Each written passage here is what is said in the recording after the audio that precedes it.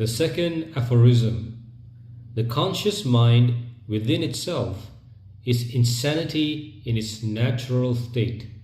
Its only balance comes from a subconscious consciousness of the superconscious.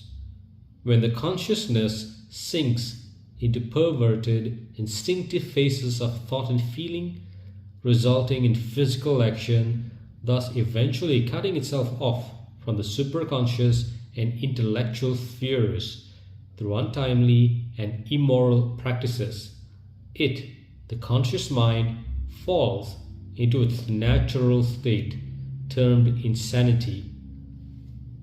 The conscious mind is not the only state of mind that is insane, as we call it. The subconscious is as well. The only balance we have comes from a subconscious understanding of the superconscious or God consciousness.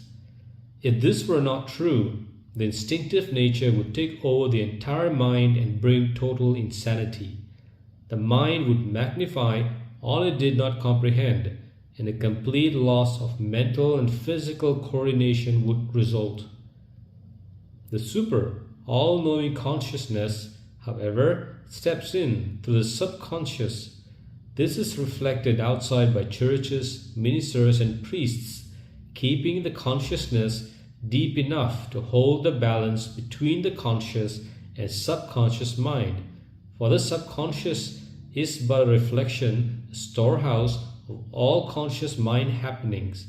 It holds its balance only through the use of the will, the instinctive desire to create. When the creative forces are dissipated through sex and the lower emotional forms of enjoyment, the subconscious loses the guide power of the will. The will loses its strength, for the vital forces in the body have been thrown away and used up faster than they can be replaced. In turn, the conscious mind reacts, thinking, assumes distorted or irregular proportions, and a mental imbalance occurs.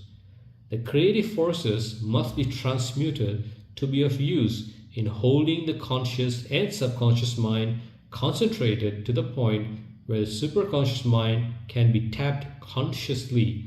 Otherwise, the conscious mind will tend to fall into its natural state of insanity, neurosis, nervousness, depression, and despair.